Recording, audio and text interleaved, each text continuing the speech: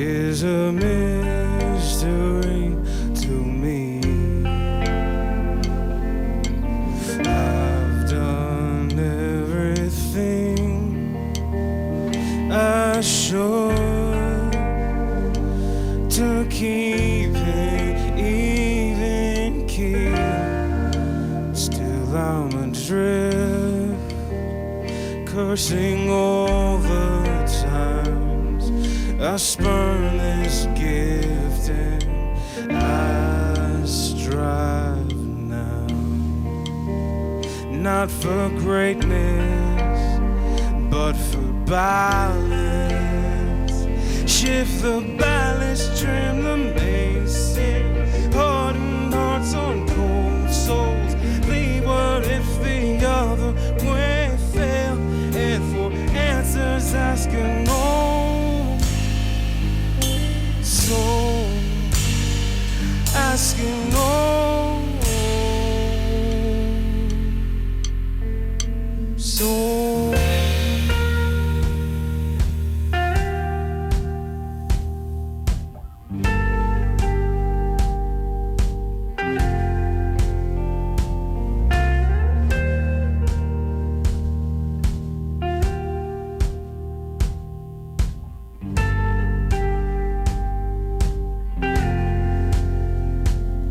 So this is what I wanted to come into a calm, but now I can't get on it, can't read the signs or sing the songs, and one by one we run out of the things that keep us on the ground.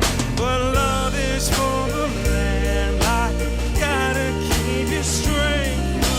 Pausing when the wind stops, and for answers asking oh. So asking oh. So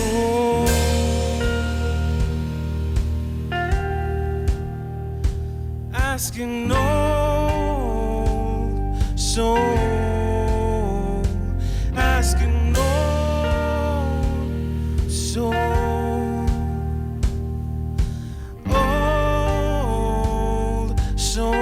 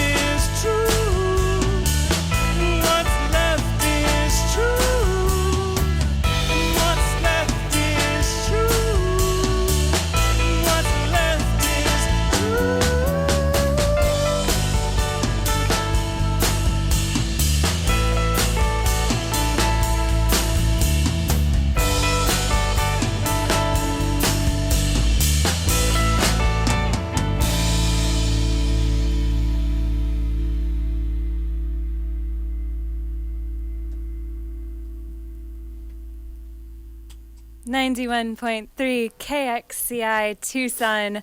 My name is Sophie Gibson Rush, and I am here, lucky to be here, live in Studio 2A with the band that is Rival Shapes. You can tune in at 91.3 or check out Creative Tucson. We're streaming live video, or if you are a Cox subscriber, you can check it out on Channel 20. All right. Hi, Rival Shapes. How are you guys? All right. Hi, good, warm. Warm. I know, it's going to be warmer. Yes. Let's start with introductions because this is the first time you guys are on this show, which is so exciting. So, starting over here. My name is Fred Baker. I am lead vocals and guitar, rhythm guitar for Rival Shapes. I'm Frank Dillon. I am guitar in Rival Shapes. Brock Lang, bass. Ryan Janik and Hit Things. So how long has this group of four been playing together as maybe not Rival Shapes, just as musicians? Well, so Frank and I kind of started the project, I don't know, about 2 years ago. Mm-hmm. We went to high school together, and when I moved back here from Brooklyn, I was a free agent, so to speak. And Frank was like, dude, let's do this. so here we are. There's a little bit of an interesting origin, too, because Frank and I played together in a band, I guess, hardcore band, Is to Feel back in the day. So we had that background and pedigree. And then Ryan and Frank played together in a band called Signal Fire, which is a little bit more rock and aggressive. So I guess, I don't know, maybe we just decided to tone it down collectively, take a new approach. Explore new frontiers. Exactly. It's a bit, kind of a big departure from what we used to do together. So something Matt and I were wondering, we both wanted to ask, did you guys, so the music is very, very thoughtful, and every release that you've made seems, and not in a constrained way, it seems premeditated, like there's vision behind it. So we were wondering whether you guys came together. A bull in a china closet over here. We were wondering whether you guys came together under that vision, or you were making music together and it developed over time, or a third option. I think that I think it came together pretty organically. Some of the songs that are on these EPs came from my earlier days as a folk musician, and they'd never been produced very well, and it was just sort of hodgepodge kind of, this friend of mine will play guitar, this friend of mine will do that, and then years passed, and when we started this project, we sat back and took a listen to some of that old material and said, we can repurpose this for sure, and put that kind of architecture behind it. Yeah, I've always been interested in that when you go back years in your voice memos or wherever it is that it's stored. Is there a mixture of, it must be a mixture of emotions. Like, what do you feel when you listen to those original folk things that you've turned into this? Maybe embarrassment first. It's like, oh, this sucks, and you put it on. It's like, but listen through it. You got to listen through it. This bridge here. It's gonna work. Yeah. And Frank is, awesome on bringing the guitar parts in and just. Yeah, he's a magician. Frank. Man, a few words. Frank doesn't feel well, by the way, ladies and gentlemen. I'm sorry to He's hear a stomach that. bug. Oh. Yeah, here, so I can speak to that a little bit. So yeah, Fred and I kind of got together. I think this might answer your question a little bit. So we got together first and started hashing out just ideas that some which Fred had and some which I had, and then we started writing new stuff as well and trying to integrate it. We wrote a pretty large body of work, and then Ryan moved back from Nashville, and Brock had moved back a few years back from Illinois. So we ended up essentially just kind of getting these guys together. It was like Fred, I was like, hey Fred, we got to start a band, and there are these two cats that will be awesome. Will be perfect for it. So, and we all ended up kind of it took its course after that, which is great. Yeah. It's natural. Now we're doing writing kind of just like all together pretty much. Like, so we'll get together and we still have our same workflow, but we're trying to write some new stuff, new material for another thing, hopefully by the fall. Gosh, you guys are really churning it out. It's awesome. How does that songwriting break down? Like, who brings the first idea to the table, or? Most often Frank does. Uh-huh. He'll come in with some beautiful guitar part, and either he has, the skeleton all prepared and it's there, or sometimes not, and I come in, or sometimes, I'll argue against a part and we'll butt heads and ultimately ends up in a good place. So your lyrics are incredibly poetic. Like, they could almost stand alone as poetry on a blank page. I was wondering how you approach writing those. Do you take the inspiration from the guitar part that Frank brings, or do they already exist in memory somewhere? That's a tough question. I know. Sometimes it's just, like Island Boy came out spur of the moment with Frank pacing around the room, like sort of looking at me like, are you gonna do this or not, buddy? Are you gonna get it done? And I was like, all right, man.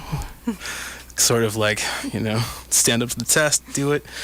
And sometimes it's nice and easy like that, and sometimes it's just like a lot of digging and a lot of sometimes the lyrics have to really fit the music and not detract from what's going on with the music. Yeah. So, and it's just, part of it's just I don't know where it comes from. Yeah. So something else that was pretty interesting was that we had written most of the material for Push and Pull at the same time, and we realized kind of when we were listening to that body of work, we didn't know that it was going to be two separate things.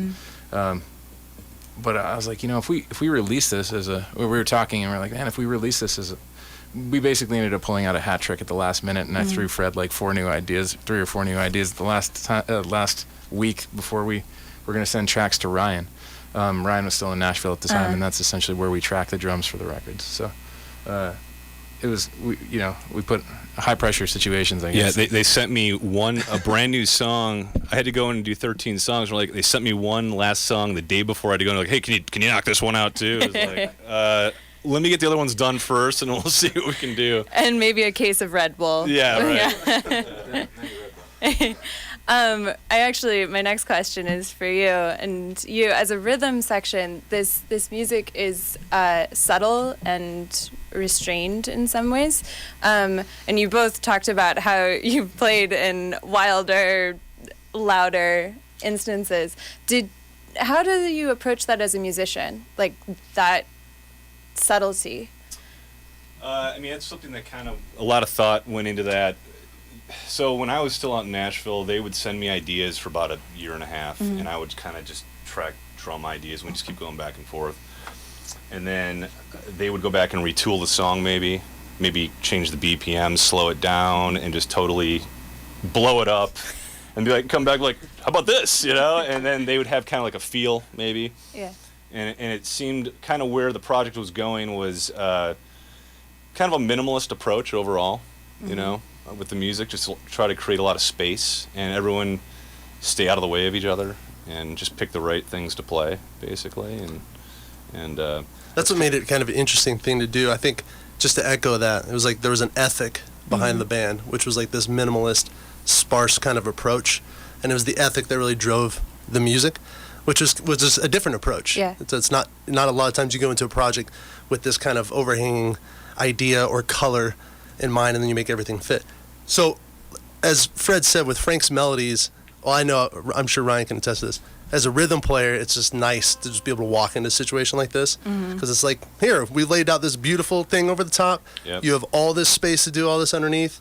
Have at it, and so it's very freeing, but it's also kind of it's a little daunting too. Yeah. Because you just want, maybe first inclination is just to fill it all up, fill up the space. But, again, that ethic kind of guiding the project is what made the music really pop and made me want to be a part of it so much. For yeah, sure. 9 times out of 10, you know, you try about 6 or 7 different ideas on it and throw, you know, the kitchen sink at, you know, whatever, and then go, okay, you listen back and you start stripping away, and really in the end, less was way more, especially with this stuff. I mean, because everybody's playing very minimally, you know. I mean, you know, Frank's just kind of playing repetitive guitar lines that are kind of swirling over the top, and we're trying to stay out of the way of that and just kind of support that. So as a segue maybe to the next group of songs, the first song that we're going to be playing next, Evaporate, which is the single off of Pull, is 2 chords. And the slowest BPM, right? Is that right? The slowest BPM of any song that we have. So that was the challenge. Yeah. You have 2 chords, play it slower than a clock ticks, and go. It's also probably an exercise in ego as musicians, not to show that you know more than 2 chords. I know all of them, I promise. Right. Yeah. Yeah, here's all the chords. It's what you do with them. That's the key. Yeah. Yeah, that was our band before, right? Yeah, that's the hardcore music. Yeah. Yeah. We used them all up, yeah. Congratulations on doing both. That's awesome. So just really quick, the first EP that came out in November was Push. The second one that is being released tomorrow digitally is Pull. And there is a release show on the 27th at Congress, and we will talk more about that at the next break. So you guys take it away into the second set whenever you're ready.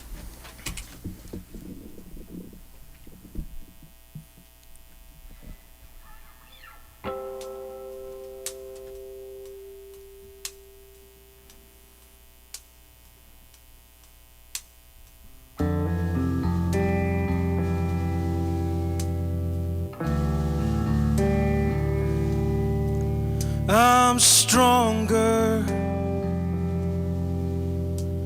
At least I'm supposed to be. But the way you hold me down, I've never felt so free.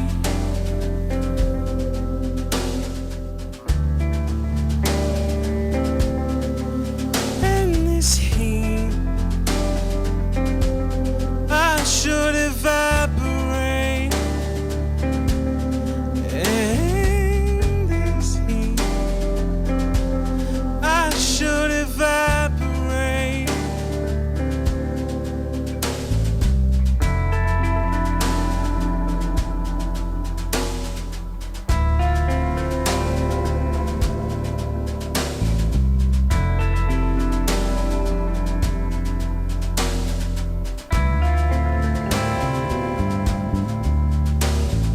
Close the hood and give me some throttle. I'm sure there's a reason I'm always chained. You could never get there without me. Not the way you are, not without the things I'd say. In this heat, I should evaporate. In this heat, I should evaporate. In this heat, I should evaporate.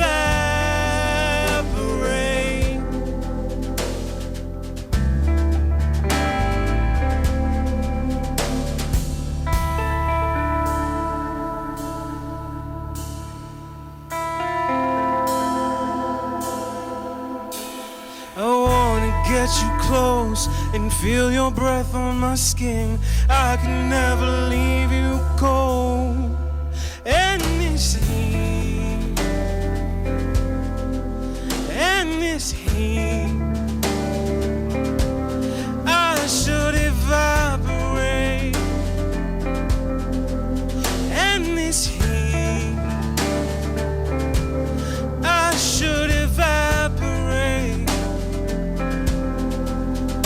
Evaporate. Evaporate.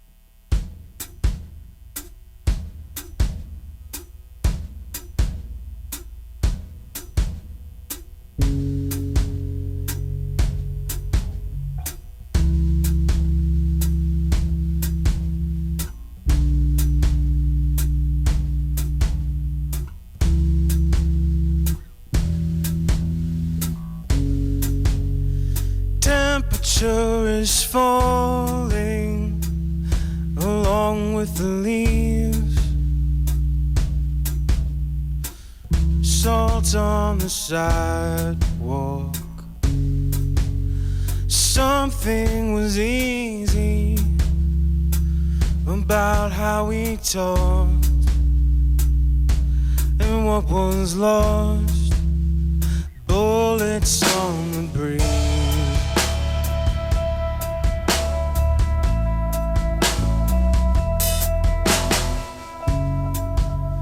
I'm sure that you still see the same stars as me, but now there's an ocean in between. Fall again, frozen pen,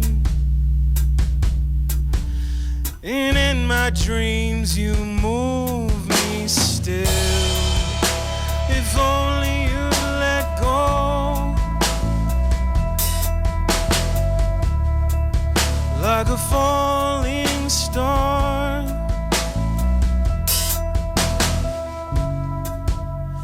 Corner cafe blues, I'm trying not to lose the memory of your smile. And in the morning sigh, I wonder why you could have come, but you buried your way. When you should have let go, like a falling star.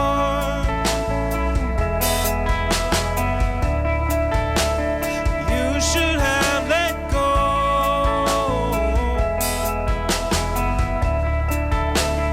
falling star. And when you crash, and when you break, when you thrash, and when you quake in your sleep, and the earth lifts you up, I'll give you my blood, follow you home, like a falling star.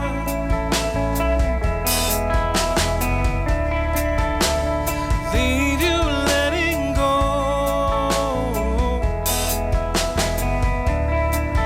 like a falling star to my arms.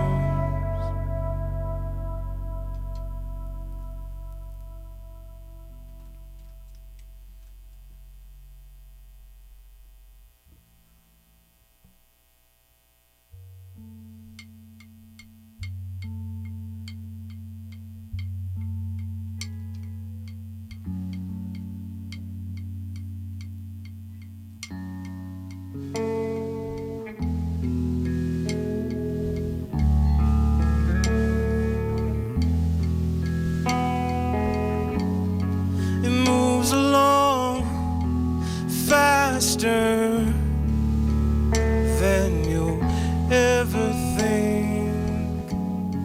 Memories are either fantasies or rain for me.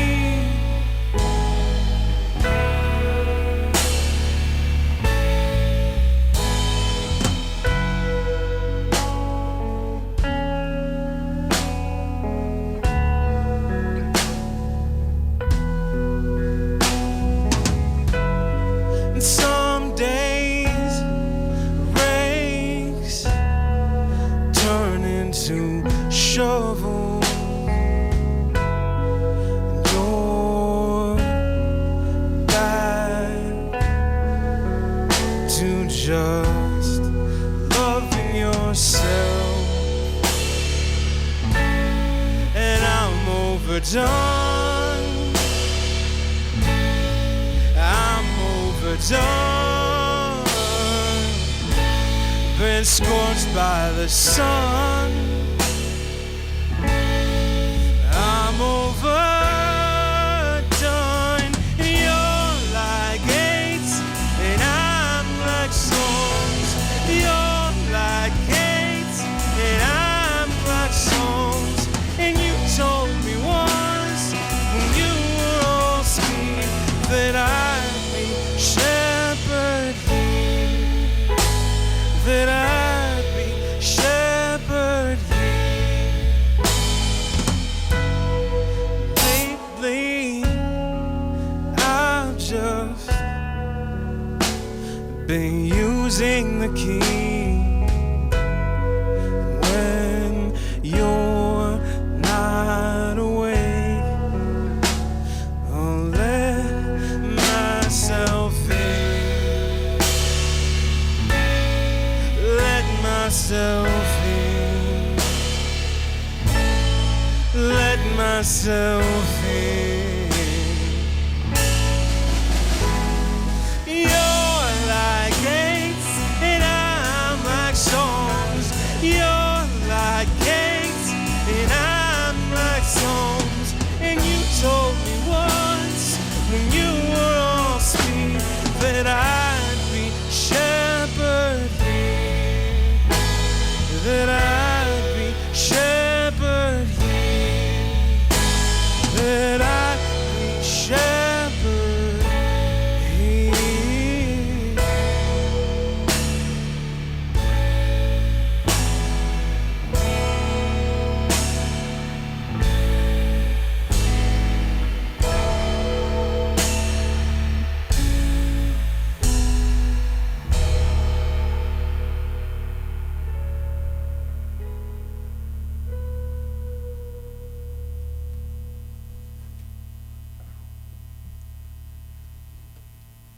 91.3 KXCI live here in Studio 2A. We have Rival Shapes. You're tuned in to Locals Only. My name is Sophie Gibson Rush. It's kind of hard to talk after that beautiful ending. Now that our listeners have, more of an understanding of your sound and what you're working towards, I just want to read what you list as your major influences on your website. We have A.A. Bondi, Peter Gabriel, As Tall as Lions, Bjork, Garden City Movement, Sigur Rós, and Sade. So, gentlemen, please explain.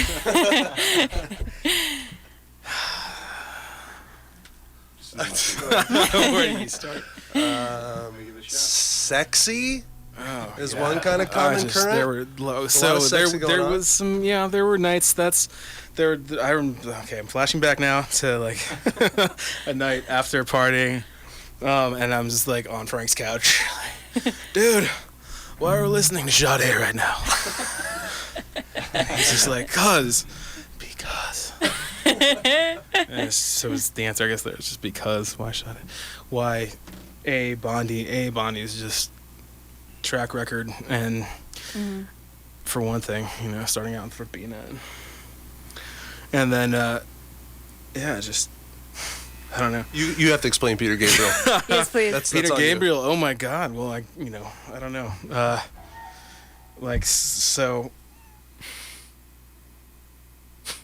I think probably my oldest sister had a lot to do with that, and then I'm the youngest in the family, so I have two older sisters, and both of them pretty solid Peter Gabriel fans also. But he's just awesome too. He's just the guy's just and also I didn't get into him as much until I heard Passion of the Christ. That was insane. And then I think after that, So just blew me away as well. I mean, It's just one of my favorite records of all time, and it's just from a songwriter perspective too, and also his harmonies are amazing. I'm a fan. Yeah. You know? As for Bjork, Garden City Movement, there is definitely a electronic music influence, and we both the EPs kind of have that evident. We used a lot of organ sounds and just electronic sounds, swirling sounds, kind of ambient noise. Yeah, it's a funeral organ, right? It's very funereal. Funereal. Yes, Is definitely. funeral organ an instrument, or did I just make that up? I don't know. The whole album's one big dirge. Oh, I see. Which actually brings me to another idiosyncrasy I want to point out. You guys all moved from different parts of the country, it sounds like. Moved home, maybe? I've been here. You've been here. Yeah. So you were the magnet. I'm a T-Loc for sure. But most people moved from somewhere else back to the desert to make a self-described rainy day record. What's going on here? There have been a lot of those. Monsoon rainy day. Oh, there you go. Well, let's talk about the record. Pull is out tomorrow. How would you describe this one, and how is it different from Push, even though you wrote all of the songs together? Why did you group them into these two specific records? Well, it just seemed kind of natural in a way. Like there's a particular flow and vibe to the ones that are on Pull. It's slightly, I don't know if any of our stuff could be described as like upbeat, but it's definitely not as somber. And I think the collection of songs that's on Pull seems a little bit more kind of downtrodden, introspective, and somber. So I think it was just natural for us to do that.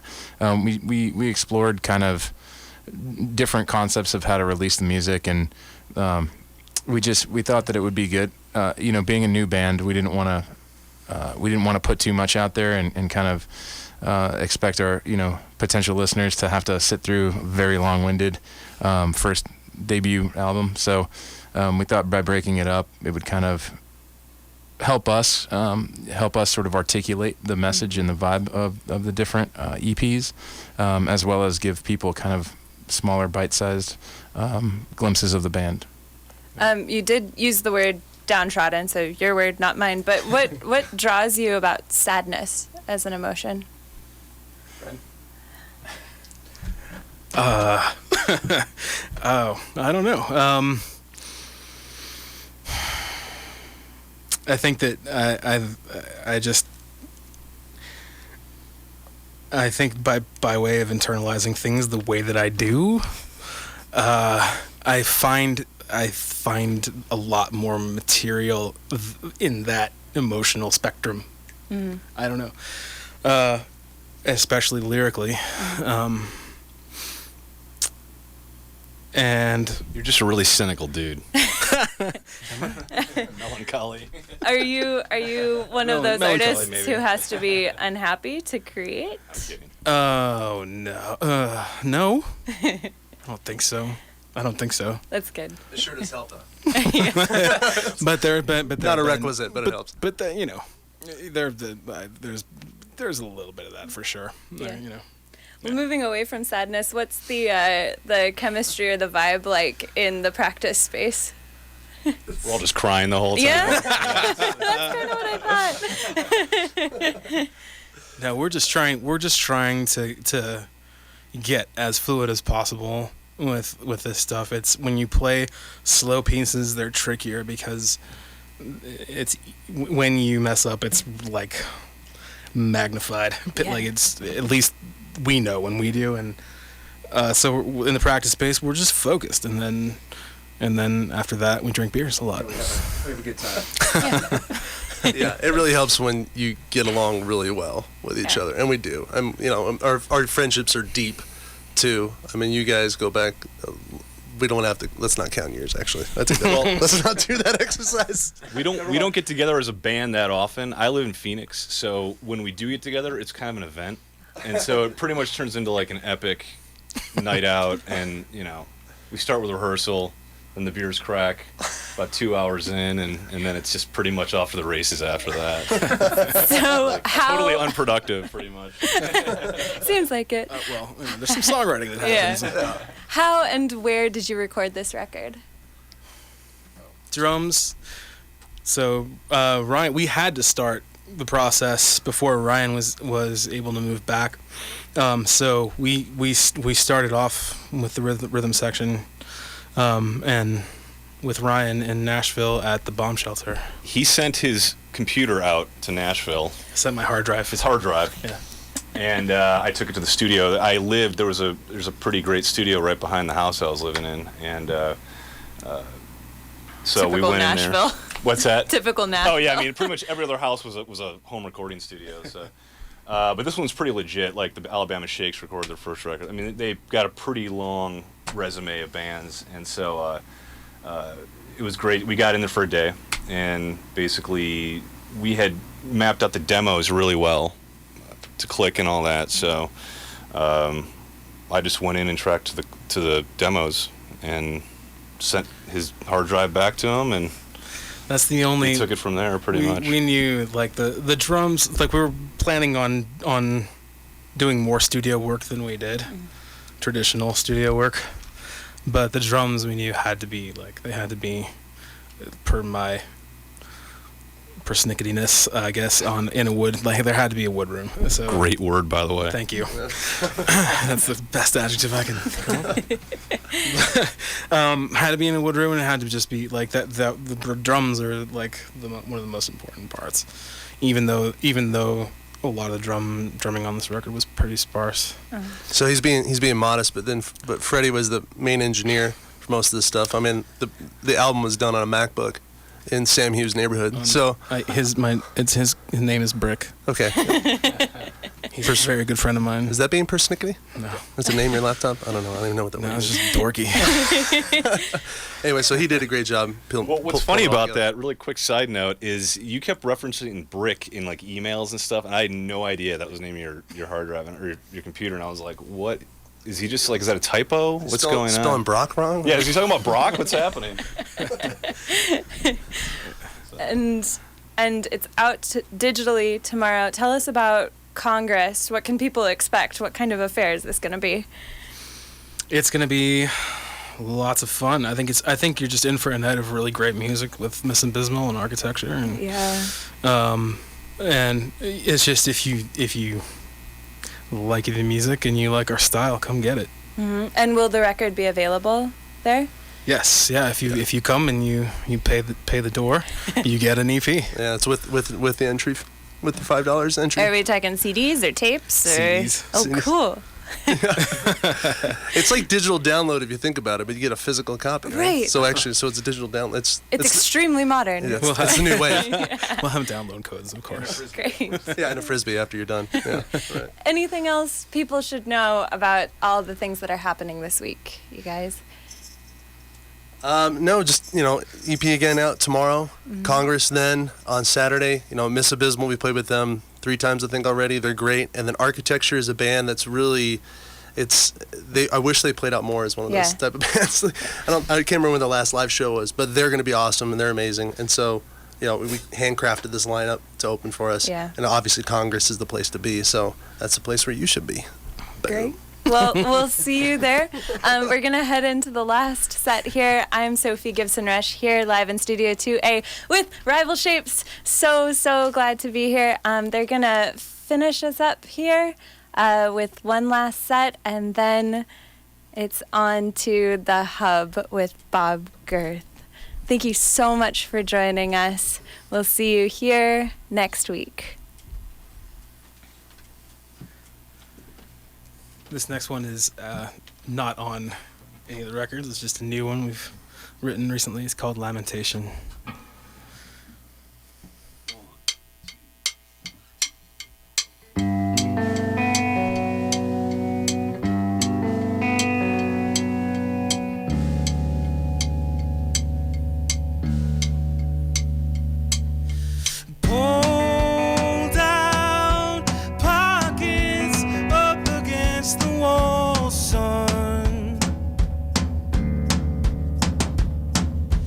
You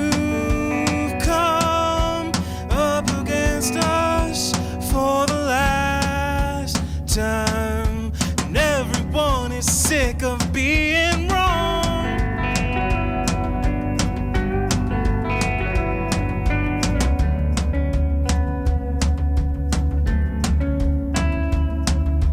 You say it's all communication.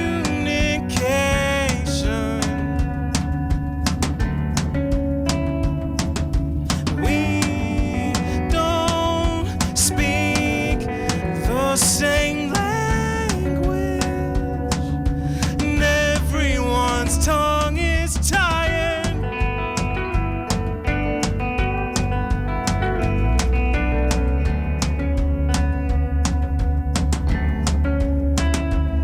And it's just for you. The rope will do.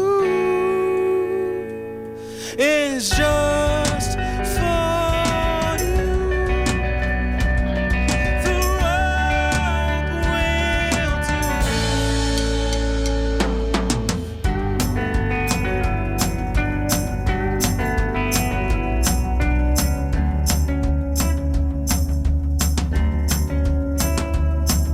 And poured out and sidelined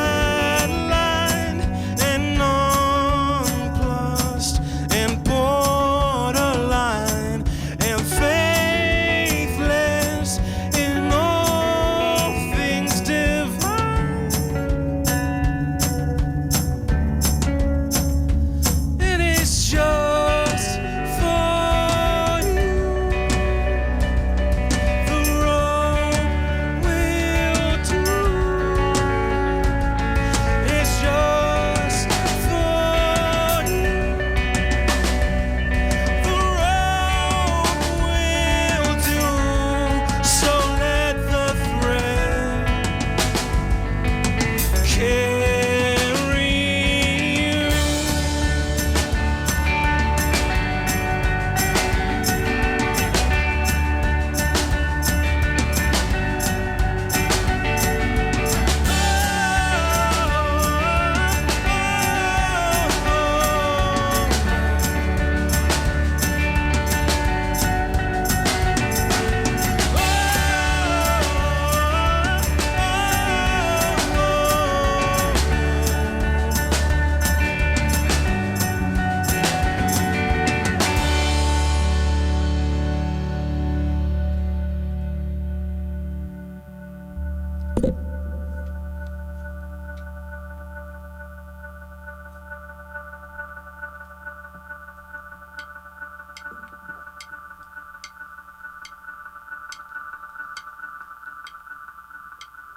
This next one's called Evacuated.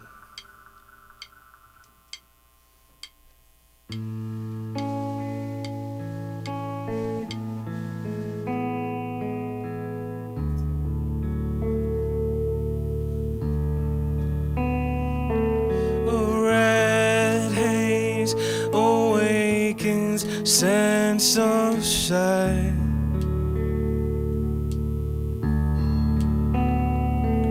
Steaming bodies in the freezing cold.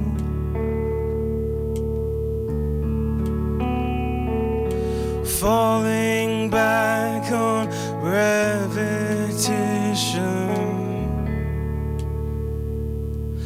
No longer heals. It steals.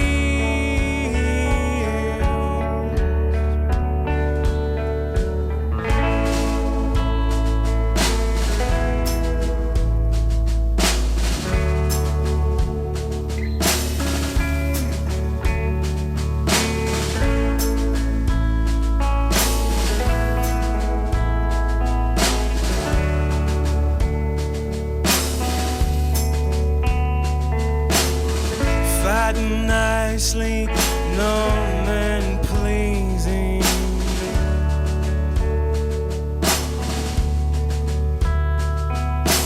Trap doors where there were none before.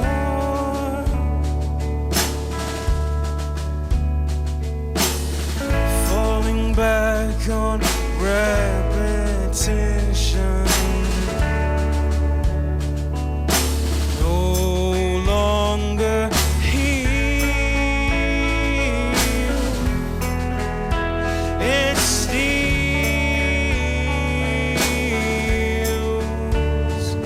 evacuated minds and bodies.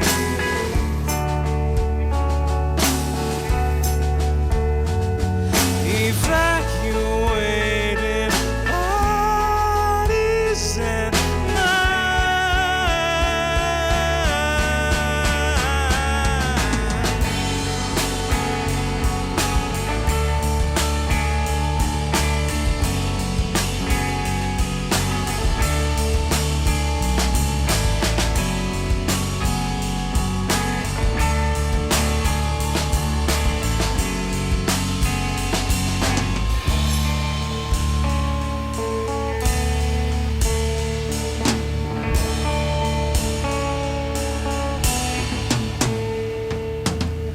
ventilated, incompleted, everything.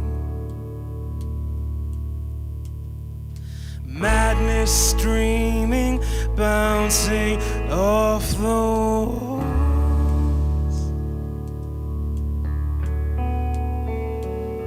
falling back on repetition.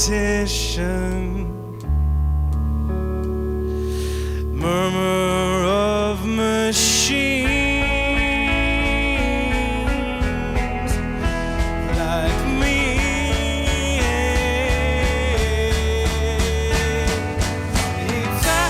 Evacuated minds and bodies.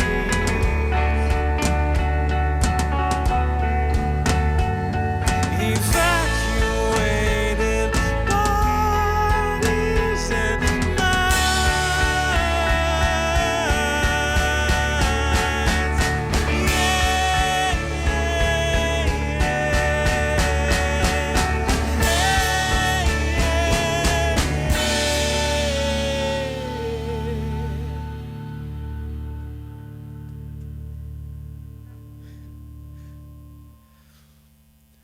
So that one is also unrecorded as of yet.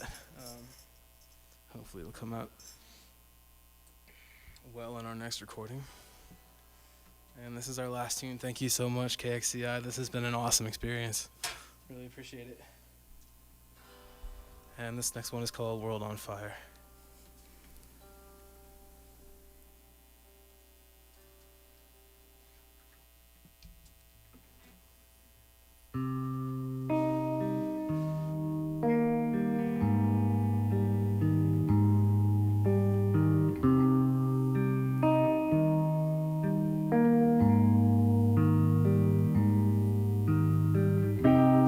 bury pain in plain sight. Underneath the fall down mesquite,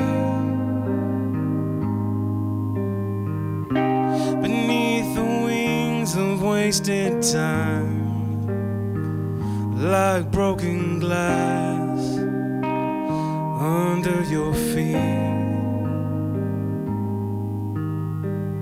Outside there's both sides of the blade, sharper the mind, more surgical the strike. And inside there's a choice that we make. So do what you need, do what you like.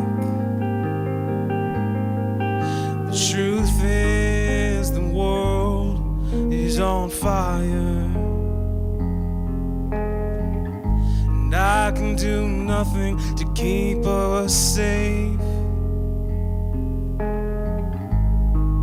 All that I can offer is to burn, burn, burn.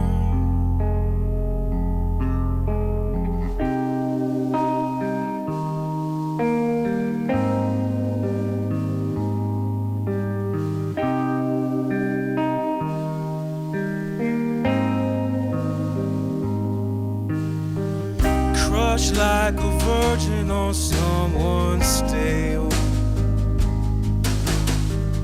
Pull the energy out like a sugar crash. Slow and sleeping heart that fails to keep him at the end of the lash. New woman, brand new woman, looking for a brand new man. And the truth is the world is on fire, and I can do nothing to keep us safe.